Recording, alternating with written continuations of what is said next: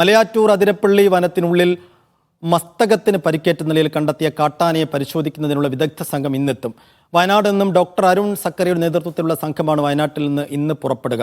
Standing sedation നൽകി ചികിത്സിക്കാനാണ് തീരുമാനം. അഖിൽ വിശദാംശങ്ങൾ നൽകും. അഖിൽ, ഈ ആനയ്ക്ക് എന്ത് സംഭവിച്ചു എന്നാണ് ഇപ്പോൾ മനസ്സിലാക്കുന്നത്? അത് സംബന്ധിച്ചുള്ളൊരു വ്യക്തത കൈവന്നിട്ടുണ്ടോ? തുടർ ചികിത്സയുടെ കാര്യത്തിൽ എന്ത് നടപടികളാണ് ഇതിനകം സ്വീകരിച്ചിട്ടുള്ളത്?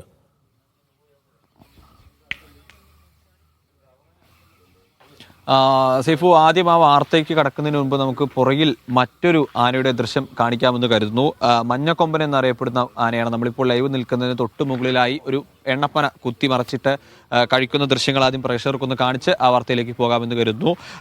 ഇതുപോലെ തന്നെ ഈ മഞ്ഞക്കൊമ്പനെ പോലെ തന്നെ മറ്റൊരു കൊമ്പനാണ് ഇത്തരത്തിൽ മസ്തകത്തിൽ പരിക്കേറ്റിരിക്കുന്നത്. ആ ആനയുടെ മസ്തകത്തിൽ 2 മുറിവുകളാണ് ഉണ്ടായിരുന്നെന്ന് വനംവകുപ്പ് ഒന്നര ആഴ്ച മുൻപ് വനംവകുപ്പ് ഈ ആനയെ കണ്ടെത്തുകയായിരുന്നു. ഇത്തരത്തിൽ അന്ന് 2 മുറിവുകളുണ്ടായിരുന്നു.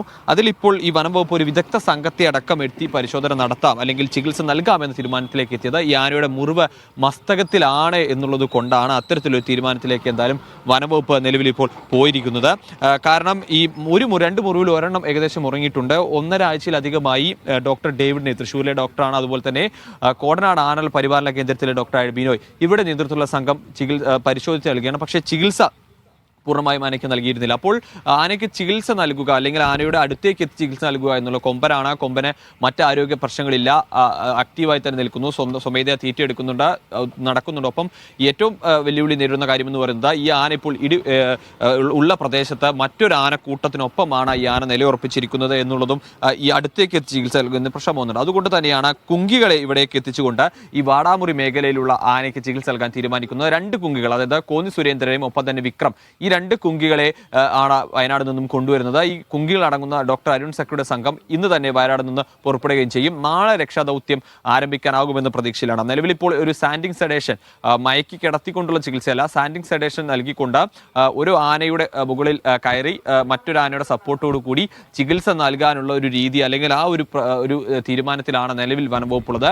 പക്ഷേ അതിലേക്കൊക്കെ കടക്കുമ്പോൾ ഏത് രീതി നൽകണമെന്ന കാര്യത്തിലേക്കൊക്കെ തന്നെ ഒരു പക്ഷേ ഈ ആനയെ എത്തി ഈ ആനയ്ക്ക് അത്തരത്തിലുള്ള രീതികൾ നൽകാനാവുമോ എന്ന കാര്യങ്ങളൊക്കെ തന്നെ പരിശോധിക്കുന്നുണ്ട്. അതൊന്നും നമുക്ക് ഇത് ഇത്തരത്തിൽ തന്നെയായിരിക്കുമെന്ന് നിലവിൽ ഉറപ്പിച്ച് പറയാൻ കഴിയില്ല. പക്ഷേ ഈ ഒരു തീരുമാനമാണ് നിലവിൽ വനംവകുപ്പ് എടുത്തിരിക്കുന്നത്. അതിനുവേണ്ടി എല്ലാ സൗകര്യങ്ങളും അല്ലെങ്കിൽ എല്ലാ തയ്യാറെടുപ്പുകളും വനംവകുപ്പ് സ്വീകരിച്ചിട്ടുണ്ട്. ഈ വാടാമുറി മേഖലയിൽ ആനയെ ലൊക്കേറ്റ് ചെയ്തിട്ടുണ്ട്. ഇപ്പോൾ നിലവിൽ ഡേവിഡ് ഡോക്ടറും അതുപോലെ തന്നെ ബിനോയ് ഡോക്ടറും, ഈ 2 ഡോക്ടർമാരും ഈ ആനയുള്ള പ്രദേശത്തേക്ക് പോയിട്ടുണ്ട്. അവർ നിലവിൽ ഇപ്പോൾ ഇവിടെ അവരെ ആനയെ കുറച്ച് മാറി ദൂരെ നിന്നാണെങ്കിലും നിരീക്ഷിച്ചുകൊണ്ടിരിക്കുകയാണ്. ആ നിരീക്ഷണത്തിൽ രക്ഷാദൗത്യ സംഘം, വിദഗ്ധ സംഘം ഇന്ന് ഇവിടേക്ക് എത്തിക്കഴിഞ്ഞാൽ ഇന്നിവിടെ ക്യാമ്പ് ചെയ്യും. അതിനുശേഷമായിരിക്കും നാളെ ഈ ദൗത്യത്തിലേക്ക് കടക്കുക. നമ്മൾ നേരത്തെ പറഞ്ഞ പോലെ തന്നെ കൃത്യമായൊരു ചികിത്സ, ഈ മസ്തകത്തിലെ മുറിവായതുകൊണ്ടാണ് എന്തായാലും ആനയ്ക്ക് ഒരു ചികിത്സ നൽകാമെന്നുള്ള തീരുമാനത്തിലേക്ക് വനംവകുപ്പ് നിലവിൽ എത്തിയിരിക്കുന്നത്.